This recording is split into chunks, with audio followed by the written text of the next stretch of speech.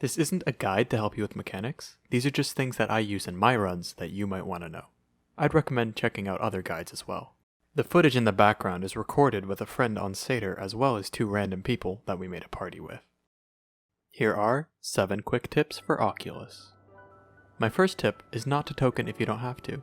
Talk with your group ahead of time and decide if or when it's worth it using a token.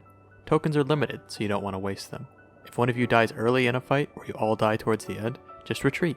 It doesn't waste very much time. Speaking of retreating, my next tip is to retreat to reset.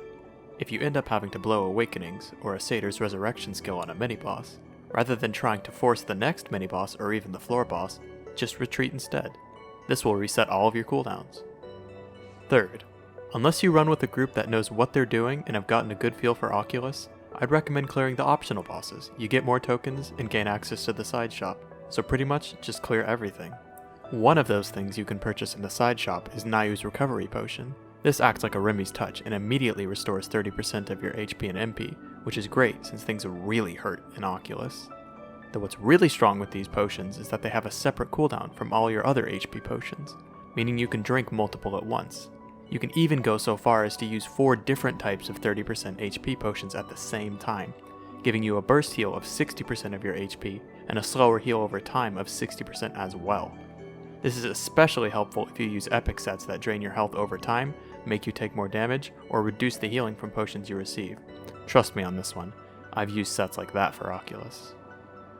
Another reason to unlock the side shop is that you can also buy Nayu's Enhancement Potion, which is similar to a Warlord's Cry Potion, which you should be using anyways. But these ones are special. Instead of a 12% damage boost for 1 minute, these give you a 15% damage boost instead. That may not sound like much, but every little bit of damage helps. These and the recovery potions I mentioned before are account bound and don't expire until the weekly reset, so buying all 5 is never really a bad idea. This next technique is something I like to call stair strats. Similar to retreating, going down a floor resets all of your cooldowns and revives dead party members, though unlike retreating, you keep your buffs when changing floors. This is most useful when traveling down to the floor the boss Erza is on, the 4th floor. Once you clear Soryun on the 3rd floor, you can retreat and make your way towards the stairs again. Once there, you can use any temporary buffs you want before traveling down to the next floor. The best skills for this are the female Crusader's Crux of Victoria and Hecate's Marionette. You can then use the damage increase from these skills to help burn down Erza for the first 20 seconds, without truly wasting these awakenings. This won't work with Male Crusader's Apocalypse, since that buff is tied to the room you're in, and will dissipate once you change floors, but you can use Fountain of Life before and after changing floors for an extra life of sorts. Temporary class transformations like Shadow Dancer's Chain Reaction, Asura's Wave Eye, or Creator's Creation skill work really well, or even a simple small buff like Ancient Memory can be used before changing floors. This works for every set of stairs, but it's most useful for the boss. This final tip is mainly useful if your party has latency problems or you aren't confident in your ability to do Erza's main gimmick. This tip is to use the Light Pillar gimmick of Erza's as a fake groggy phase. During this skill, your team can stack on top of him safely and he won't move, so you can confidently land all your moves without the fear of dying or missing. Once again, discuss with your party ahead of time if this is the strategy you want to use.